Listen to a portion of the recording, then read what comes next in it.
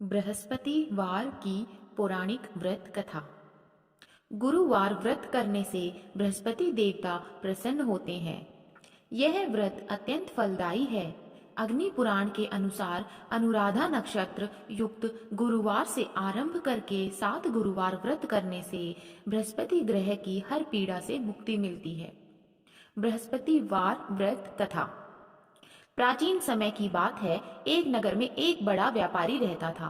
वह जहाजों में माल लदवा कर दूसरे देशों में भेजा करता था। वह जिस प्रकार अधिक धन कमाता था उसी प्रकार जी खोलकर दान भी करता था। परंतु उसकी पत्नी अत्यंत कंजूस थी। वह किसी को एक पैसा भी नहीं देने देती थी। एक बार सेठ जब दूसरे देश व्यापार करने गया तो पीछे से बृहस्पति देव ने साधु वेश में उसकी पत्नी से भिक्षा मांगी। व्यापारी की पत्नी बृहस्पति देव से बोली, हे साधु महाराज, मैं इस दान और पुण्य से तंग आ गई हूँ। आप कोई ऐसा उपाय बताएं जिससे मेरा सारा धन नष्ट हो जाए और मैं आराम से रह सकूं। मैं यह धन लूटता हुआ नहीं देख सकती। बृहस्पति देव ने कहा, हे देवी, तुम बड़ी विचित्र हो। संतान और धन से कोई दुखी होता है। अगर अधिक धन है तो इसे शुभ कार्यों में लगाओ। कुंवारी कन्याओं का विवाह कराओ, विद्यालय और बाग बगीचों का निर्माण कराओ। ऐसे पुण्य कार्य करने से तुम्हारा लोक परलोक सार्थक हो सकता है। परंतु साधु की इन बातों से व्यापारी की पत्नी को खुशी नहीं हुई। उसने कहा, मुझे ऐसे धन की आवश्यकता नहीं है जिसे मैं दान में दूं। तब बृहस्पति देव बोले, यदि तुम्हारी ऐसी इच्छा है तो तुम एक उपाय करना। 7 बृहस्पतिवार घर को गोबर से लीपना, अपने केशों को पीली मिट्टी से धोना, केशों को धोते समय स्नान करना, व्यापारी से हजामत बनवाने को कहना, भोजन में मांस मदिरा खाना, कपड़े धोना। ऐसा करने से तुम्हारा सारा धन नष्ट हो जाएगा। इतना कहकर बृहस्पति देव अंतर ध्यान हो गए। व्यापारी की पत्नी ने बृहस्पति देव के कहे अनुसार 7 बृहस्पतिवार उसने वैसा ही करने का निश्चय किया। केवल 3 बृहस्पतिवार बीते थे कि उसकी समस्त धन संपत्ति नष्ट हो गई और वह परलोक सिधार गई। जब व्यापारी वापस आया तो उसने देखा कि उसका सब कुछ नष्ट हो चुका है। उस व्यापारी ने अपनी पुत्री को संतावना दी और दूसरे नगर में जाकर बस गया। वहां वह जंगल से लकड़ी काट कर लाता और शहर में बेचता। इस तरह वह अपना जीवन व्यतीत करने लगा। एक दिन उसकी पुत्री ने दही खाने की इच्छा प्रकट की, लेकिन व्यापारी के पास दही खरीदने के पैसे नहीं थे। वह अपनी पुत्री को आश्वासन देकर जंगल में लकड़ी काटने चला गया। वहां एक वृक्ष के नीचे बैठ अपनी पूर्व दशा पर विचार करके रोने लगा। उस दिन बृहस्पतिवार था। तभी वहां बृहस्पति देव साधु रूप में शेठ के पास आए और बोले, हे मनुष्य, तू इस जंगल में किस चिंता में बैठा है?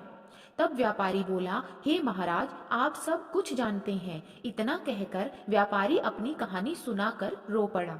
बृहस्पति देव बोले, देखो बेटा, तुम्हारी पत्नी ने बृहस्पति देव का अपमान किया था, इसी कारण तुम्हारा यह हाल हुआ है। लेकिन अब तुम किसी प्रकार की चिंता मत करो। तुम गुरुवार के दिन बृहस्पति देव का पाठ करो। 2 पैसे के चने और गुड़ को लेकर जल के लोटे में शक्कर डालकर वह अमृत और प्रसाद अपने परिवार के सदस्यों और कथा सुनने वालों को बांट दो। स्वयं भी प्रसाद और चरणामृत लो। भगवान तुम्हारा अवश्य कल्याण करेंगे। साधु की बात सुनकर व्यापारी बोला, महाराज, मुझे तो इतना भी नहीं बचता कि मैं अपनी पुत्री को दही लाकर दे सकूं। इस पर साधु जी बोले, तुम लकड़ियां शहर में बेचने जाना, तुम्हें लकड़ियों के दाम पहले से चौगुने मिलेंगे, जिससे तुम्हारे सारे कार्य सिद्ध हो जाएंगे। उसकी लकड़ियां अच्छे दाम में बिक गई, जिससे उसने अपनी पुत्री के लिए दही लिया और गुरुवार की कथा के लिए चना गुड़ लेकर कथा की और प्रसाद बांटकर स्वयं भी खाया। उसी दिन से उसकी सभी कठिनाइयां दूर होने लगी। परंतु अगले बृहस्पतिवार को वह कथा करना भूल गया। अगले दिन वहां के राजा ने एक बड़े यज्ञ का आयोजन कर पूरे नगर के लोगों के लिए भोज का आयोजन किया। राजा की आज्ञा अनुसार पूरा नगर राजा के महल में भोजन करने गया, लेकिन व्यापारी व उसकी पुत्री थोड़ी देर से पहुंचे। अतः उन दोनों को राजा ने महल में ले जाकर भोजन करवाया। जब वे दोनों लौट कर आए तब रानी ने देखा कि उसका खूंटी पर टंगा हुआ हार गायब है। रानी को व्यापारी और उसकी पुत्री पर संदेह हुआ कि उसका हार उन दोनों ने ही चुराया है। राजा की आज्ञा से उन दोनों को कारावास की कोठरी में कैद कर दिया गया। कैद में पकड़ कर दोनों अत्यंत दुखी हुए। वहां उन्होंने बृहस्पति देवता का स्मरण किया। बृहस्पति देव ने प्रकट होकर व्यापारी को उसकी भूल का आभास कराया और उन्हें सलाह दी कि गुरुवार के दिन कैद खाने के दरवाजे पर तुम्हें 2 पैसे मिलेंगे। उनसे तुम चने और मुनक्का मंगवाकर विधि पूर्वक बृहस्पति देवता का पूजन करना। तुम्हारे सब दुख दूर हो जाएंगे। बृहस्पतिवार को कैद खाने के द्वार पर उन्हें 2 पैसे मिले। बाहर सड़क पर एक स्त्री जा रही थी। व्यापारी ने उसे बुलाकर गुड़ और चना लाने को कहा। इस पर वह स्त्री बोली, मैं अपनी बहू के लिए गहने लेने जा रही हूँ, मेरे पास समय नहीं है। इतना कहकर वह चली गई। थोड़ी देर बाद वहां से एक और स्त्री निकली। व्यापारी ने उसे बुलाकर कहा कि हे बहन, मुझे बृहस्पतिवार की कथा करनी है, तुम मुझे 2 पैसे का गुड़ और चना ला दो। बृहस्पति देव का नाम सुनकर वह स्त्री बोली, भाई मैं तुम्हें अभी गुड़ चना लाकर देती हूँ। मेरा इकलौता पुत्र मर गया है, मैं उसके लिए कफन लेने जा रही थी, लेकिन मैं पहले तुम्हारा काम करूंगी, उसके बाद अपना। वह स्त्री बाजार से व्यापारी के लिए गुड़ और चना ले आई और स्वयं भी बृहस्पति देव की कथा सुनी। कथा के समाप्त होने पर वह अपने घर गई और उसने अपने आखिरी बार अपने पुत्र का चेहरा देखने को कहा। तब उसने अपने पुत्र का मुख देखकर उसके मुंह में प्रसाद और चरणामृत डाला। प्रसाद और चरणामृत के प्रभाव से वह पुनः जीवित हो गया। पहली स्त्री जिसने बृहस्पति देव का निरादर किया था, वह जब अपने पुत्र के विवाह के लिए पुत्र वधू के लिए गहने लेकर लौटी और जैसे ही उसका पुत्र घोड़ी पर बैठकर निकला, वैसे ही घोड़ी ने ऐसी छलांग मारी कि वह घोड़ी से गिरकर मर गया। यह देखकर वह स्त्री रो रो कर बृहस्पति देव से क्षमा याचना करने लगी। उस स्त्री की याचना से बृहस्पति देव साधु वेश में वहां पहुंचकर कहने लगे, देवी तुम्हें अधिक विलाप करने की आवश्यकता नहीं है, यह बृहस्पति देव का अनादर करने के कारण हुआ है। तुम वापस जाकर मेरे भक्त से क्षमा मांगकर कथा सुनो, तब ही तुम्हारी मनोकामना पूर्ण होगी। जेल में जाकर उस स्त्री ने व्यापारी से माफी मांगी और कथा सुनी।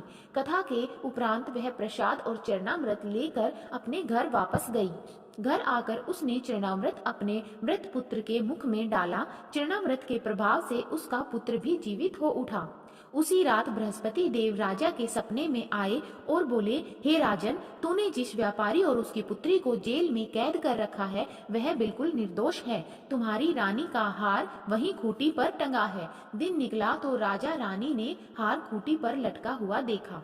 राजा ने उस व्यापारी और उसकी पुत्री को रिहा कर दिया और उन्हें आधा राज्य देकर उसकी पुत्री का विवाह उच्च कुल में करवाकर दहेज में हीरे जवाहरात दिए। बोलो बृहस्पति देव भगवान की जय। अगर आपको मेरी यह कहानी अच्छी लगी और वीडियो अच्छी लगी तो प्लीज़ मेरे चैनल को सब्सक्राइब करें, वीडियो को लाइक करें, ज़्यादा से ज़्यादा शेयर करें और इसी तरह की कहानियाँ सुनने के लिए बेल आइकन को प्रेस करना ना भूलें ताकि आपके पास मेरी नोटिफिकेशन सबसे पहले आ सके। धन्यवाद।